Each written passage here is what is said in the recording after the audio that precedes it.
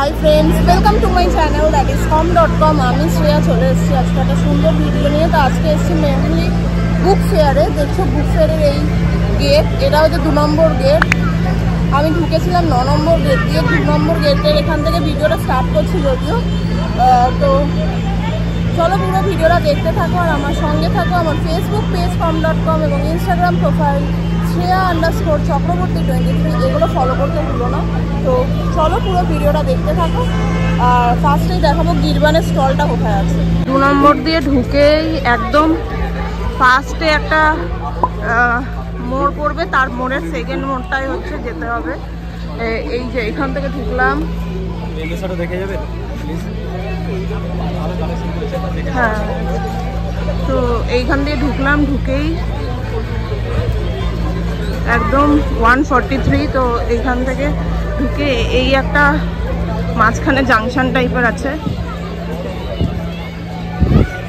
এই জাংশনটা আছে, এই যে এখানে একটা জাংশন, তারপরেই এখানে স্টলটা আছে।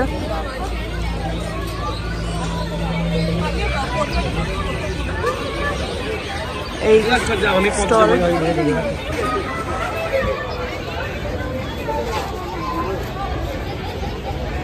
এটা হচ্ছে স্টল নাম্বার 143। এইখানে আছে বইটা। এত লোক আছে বলে দেখাতে পারছি না, ভিতরে ঢুকে দেখাবো। এটা হচ্ছে গিরবানের স্টলটা একটু দেখিয়ে দিচ্ছি। আর এইখানে হচ্ছে বুকটা রয়েছে, এই যে একদম স্টলের সামনেই তোমরা দেখতে পাবে যে কাউন্টারটা আছে, কাউন্টারেই একদম বুক আছে।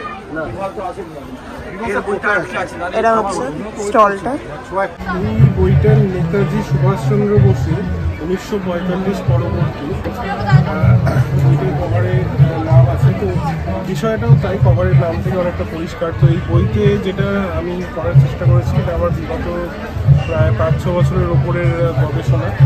তো বইতে যেটা ধরার চেষ্টা করেছি যে 1945-এর পরে নেতাজির যে অ্যাকচুয়ালি আমরা 1945-এ কিছুদিন আগে অবধি জানতাম তাই হোক প্লেন দুর্ঘটনায় মারা গেছেন। তো তারপরে আবার কিছু 2016-17 সালে কিছু ফাইল ডিক্লাসিফাই হওয়ার পরে জানতে পারি যে না, ওই প্লেন দুর্ঘটনা ওই দিনকে কিছু হয়নি। এবং পরবর্তীকালে 1985 সালে বিভিন্ন গুমনামি আবার গল্প আমরা জানতে পারি কোনান ড্রামের মাধ্যমে, যেটা অনিশ ধর বলেছেন এবং মুখার্জি কমিশনের রিপোর্টে উঠে আসছে। তো সেইগুলোকে আমি যেটা চেষ্টা করেছি যে সময়ের কার্যক্রমে এই বইতে ধরা। সময়ের কার্যক্রম বলতে 1945 থেকে 50, 50 থেকে 60, 60 থেকে 70, এই জিনিসটা আমি এতদিন নিজে রিসার্চ করতে গিয়ে পাঠক হিসেবে আমি খুব একটা কোনো বইতে দেখিনি, যাতে যারা পাঠক তারা কনফিউজ হয়ে যায় অনেক সময়। এইটা একটা বিশেষত্ব এই বইটা। আর দ্বিতীয় এবং গুরুত্বপূর্ণ, সবচেয়ে গুরুত্বপূর্ণ যেটা জিনিস, সেটা হচ্ছে এতদিন আমরা যেটা জেনে এসেছি 1985 সাল পর্যন্ত, মানে গুমনামি বাবা পর্যন্ত নেতাজির কাহিনী, এবং গুমনামি বাবার মৃত্যুর সঙ্গে সঙ্গে নেতাজি মারা গেছেন এই ঘটনা এখন আমরা জানি যে এই কোনান ড্রাম বা এই গুমনামি সিনেমা যেগুলো বেরিয়েছে সেগুলোর মাধ্যমে। কিন্তু এই বইটা প্রথম কোনো প্রামাণ্য দলিল যেখানে 1985-র পরেও সুভাষচন্দ্র বসুর কার্যকলাপের তথ্য দেয়া আছে এবং প্রমাণ সহ। এখানে লিটল ম্যাগাজিনের স্টলটা আছে, 9 নম্বর থেকে ঢুকেই আছে। প্রচুর ভিড় আজকে দেখতে পাচ্ছি।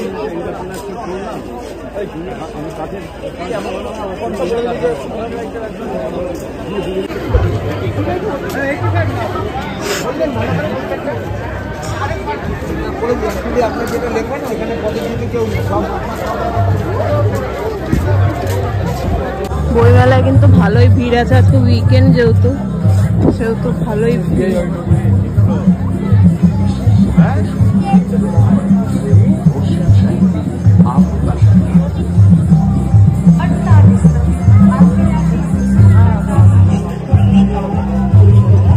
ওয়েদারটা খুব বাজে, মানে মেঘলা সকাল থেকে। এখানে বেশ সুন্দর একটা ব্যাগ বিক্রি হচ্ছে, আমার প্রাণেশ্বর কলকাতা আন্তর্জাতিক বুক ফেয়ার বলে।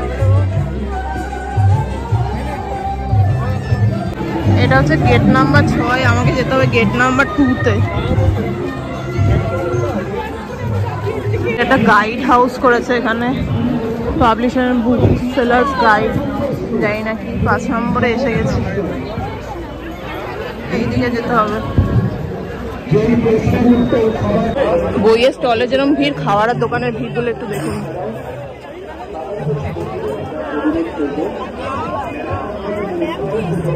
খাবারের দোকানে ভিড় কিছু কম নয়, বইয়ের দোকানের থেকে বেশি মনে হচ্ছে আমার।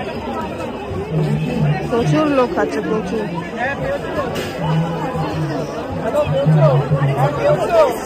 কড়াইশুটির কচুরি থেকে, বিরিয়ানি থেকে, কাঁকড়া মশলা, সবকিছু, ফিশ, সবকিছু আছে।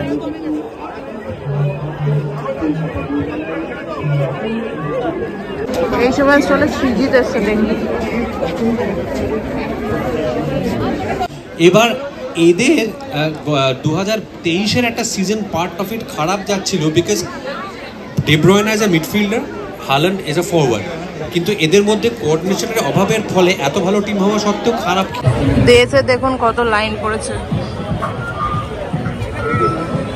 কোথায় যাবে?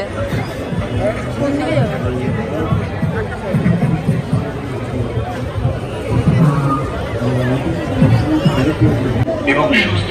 এখানে কিন্তু অনেক রকমের অনেক জিনিস বই আছে, বেশ জ্ঞান অর্জনের বই আছে। এদিকে ওই দিকটার প্রোগ্রাম হচ্ছে, একটু দেখে আসবো। In our story reminds us of the delicate balance to respect both our history and our future. I hope the audience will like it. Can I have a cheer from the audience, please? Can I have the cheer? Can I have a louder cheer from the audience? Thank you, audience. I hope you like the play. এই ট্রামটাকে দেখলে কেমন যেন পুরোনো দিনের কথা মনে পড়ে যায়। তখন কি সুন্দর দিন ছিল। এই ট্রামই ছিল কলকাতার প্রাণ। Dadu, stop this ancient tale. Update yourself, please. আরে আপডেট? আরে আমাদের সময় তো আপডেট বলতে বুঝতাম ওই 2-4 পয়সা বাড়লো সেটা। আর আজকালকার ছেলে মেয়েদের দেখো, এরা তো মোবাইলেই মগ্ন। ও কাকা, সব আলফাল বলছো তো? আমি ট্রামে চললাম, জানি ট্রামে ভূত দেখা আছে বলে। আরে কি বলে রে? আরে বলো কি, ট্রামে ভূত থাকতে যাবে কেন? আরে এই ট্রামই তো ধরে রাখে এত স্মৃতিগুলো।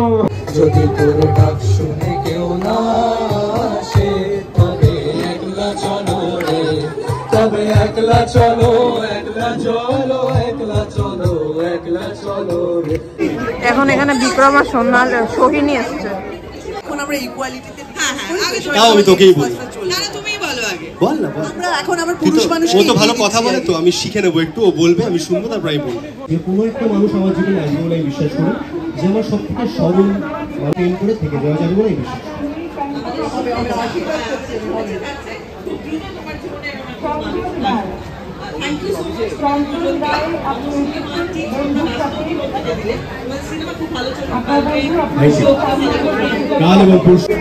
বইমেলায় আজকে বিভৎস ভিড়, মানে আগের উইকেন্ডের থেকে এই মানে স্যাটারডে থেকে সানডেটায় বেশি ভিড় দেখছি, প্রচুর ভিড়।